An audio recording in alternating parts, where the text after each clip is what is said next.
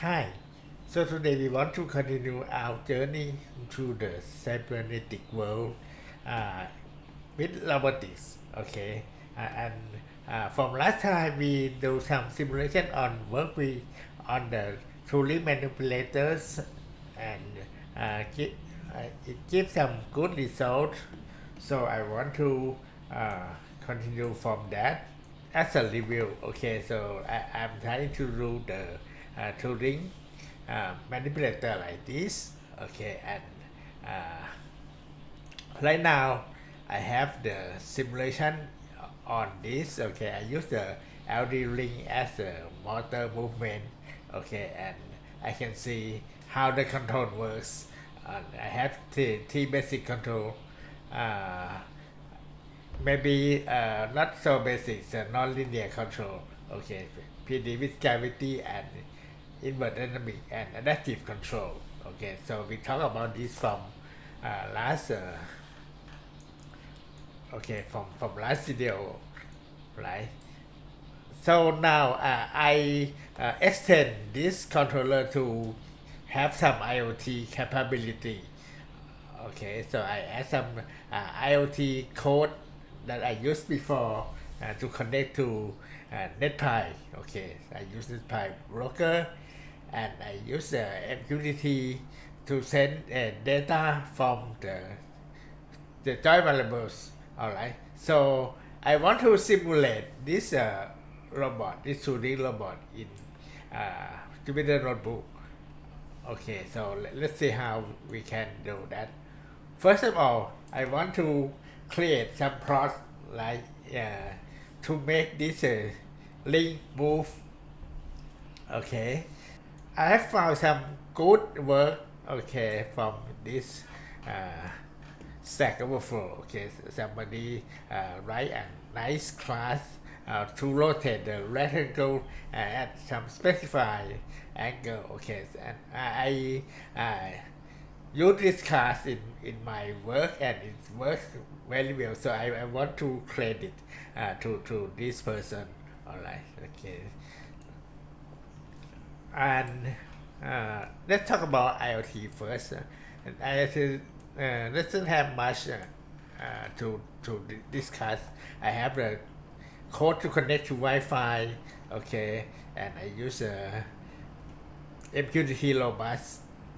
Alright, so MQTT robust here, and I connect to Wi-Fi. But this is in Wokwi simulation, so the Wi-Fi should be this default that Wokwi specify. Alright, so it doesn't connect to a router. It is a simulation of the Wi-Fi in Wokwi platform. Alright, and here I use the same code that I used before. Okay, now I send some variable that I want to show on my Jupyter notebook in a long string, separated by comma. Alright, so it had like I think 19 values, and I use this join variables here. Okay, to simulate the movement of the Turing manipulator. Okay, so that is the idea. And then I send it with this topic message update. Alright, so let's see. When I run this, it has the same controller as before, but now it's connected to NetPie. Okay, and use NetPie as a broker to send the join variables. Alright, so right now it's connected to NetPie, and here the controller I set the default as a invert dynamic. Alright, so we can do the usual work as before.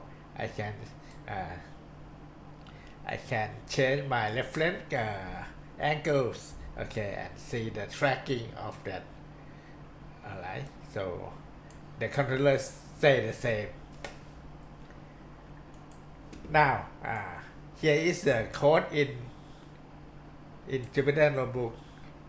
Let's see how I can arrange the windows so that you can see all of them. Alright, So I have the class that I showed before from Stack Overflow, right? And I run that to create a class, okay, a class definition. Now I use that in my GUI. I call that R2 controller. I use TK, all right. I use TK, and here I import all the libraries that I want to use, okay. And the code here is very long. Alright, you can see that it spans several pages, and most of them are just decoration.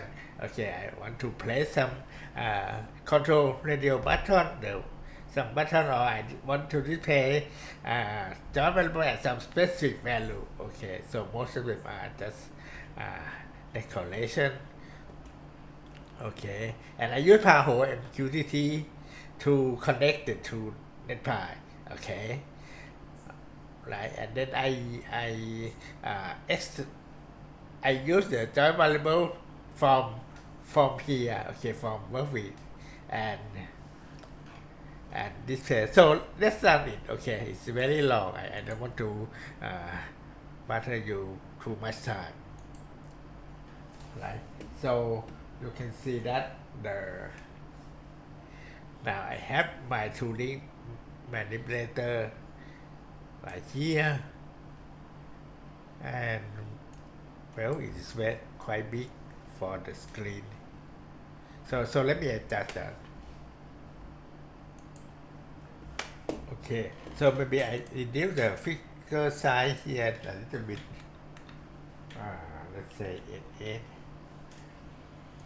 Previously, I designed this on Mac. Okay, and I have pretty tight this control panel. Okay, close to the card, but right now it turned out to be like that.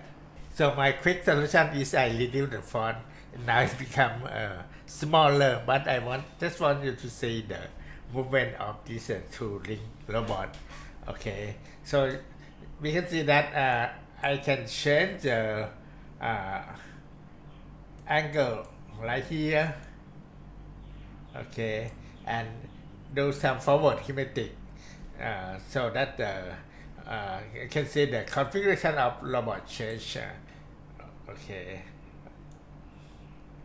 yeah, let's start with the angles.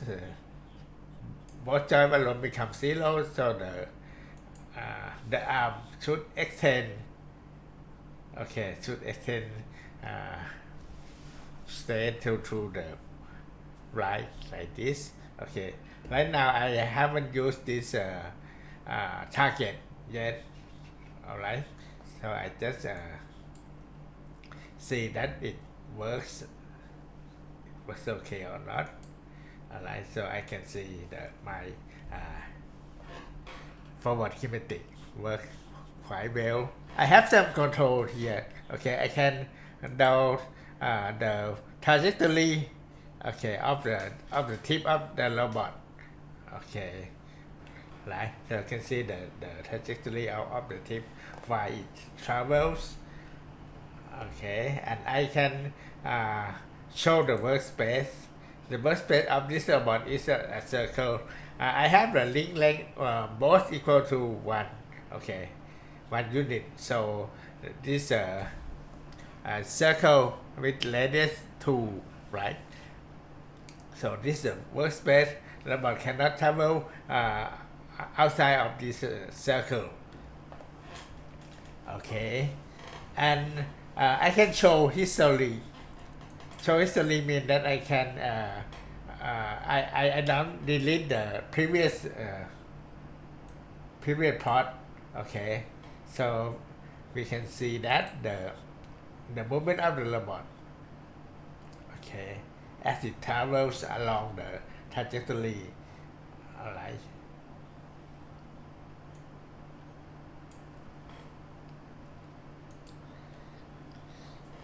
Okay, and the part that I want to show you is I can compute the inverse kinematic solution for this.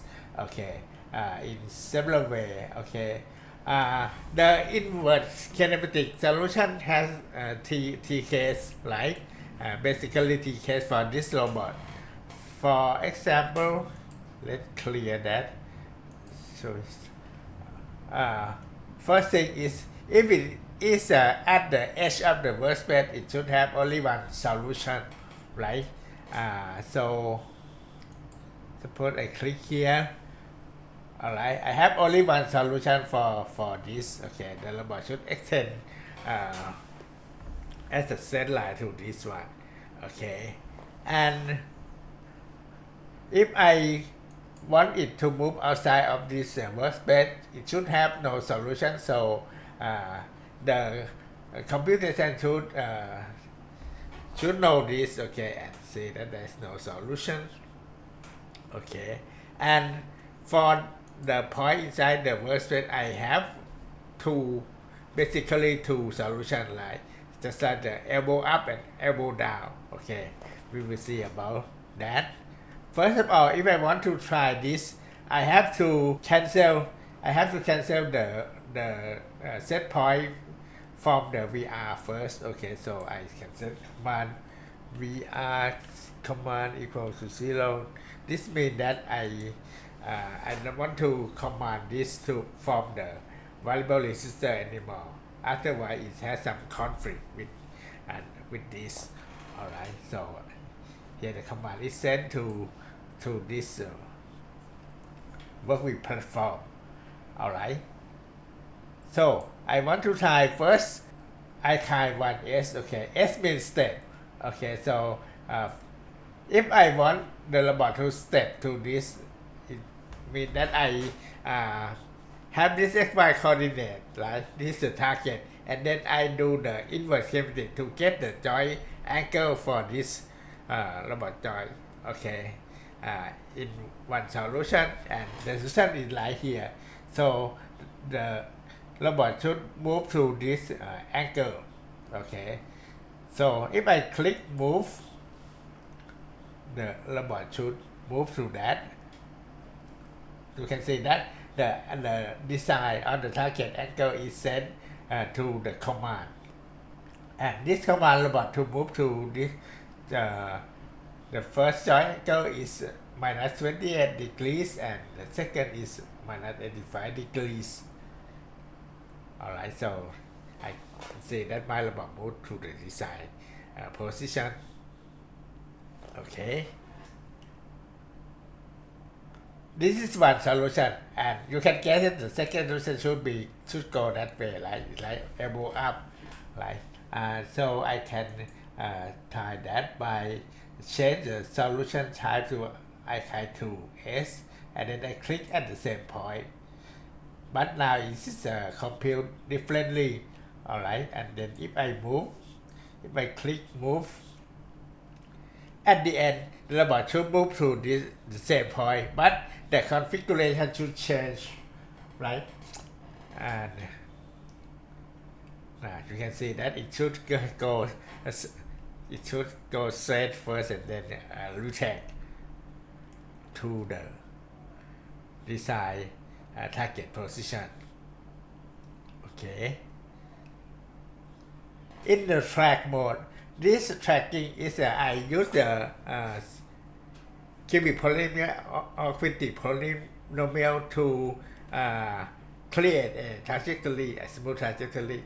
But this is done in joint space, okay, not in Cartesian space. So if I do this, the target position, it do the inverse kinematic for the target position first, and then send that to the control. Okay, and then it do the command trajectory within this system. Okay, so let's see how that works.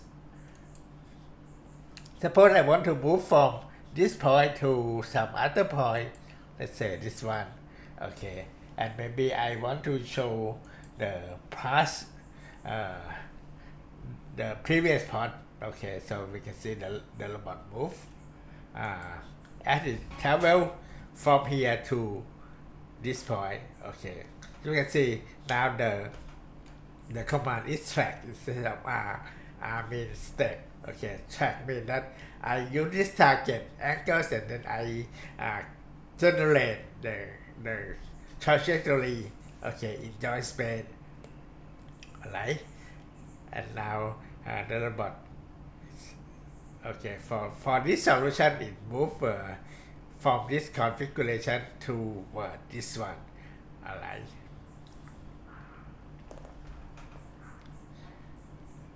This may take a while because I now sample the trajectory so that it doesn't create too large velocity and acceleration.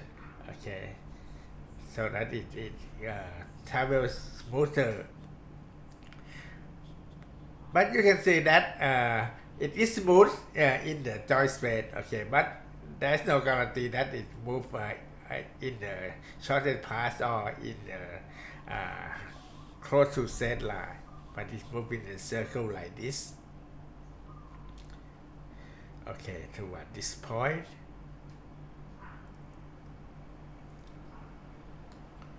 Alright. So if I try this after solution, it should go elbow down. Okay, solution.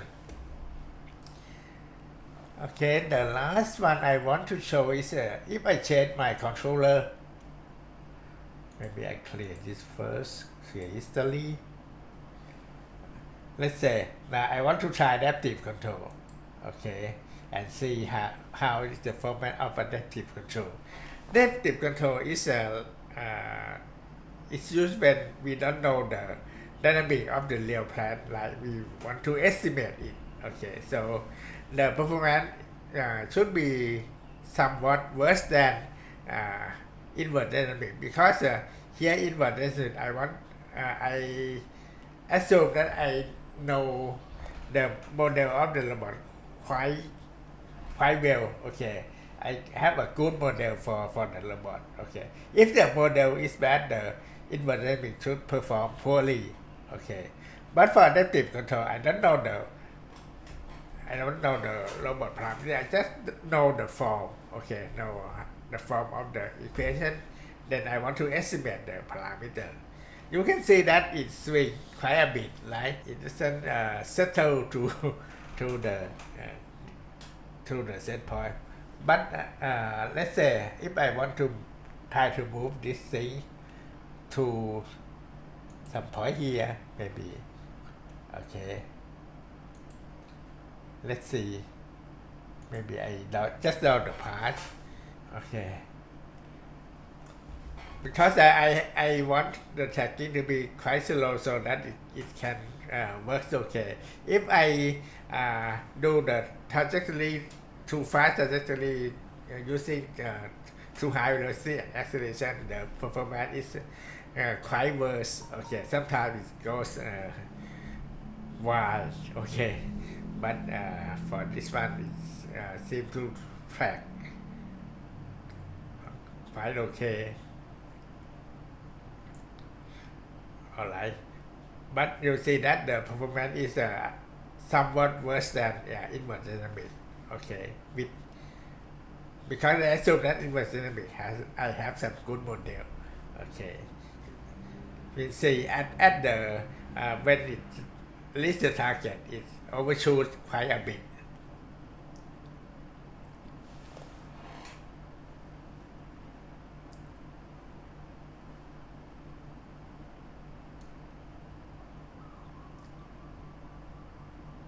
Alright, so the error is still large, and you see that now the tracking is finished.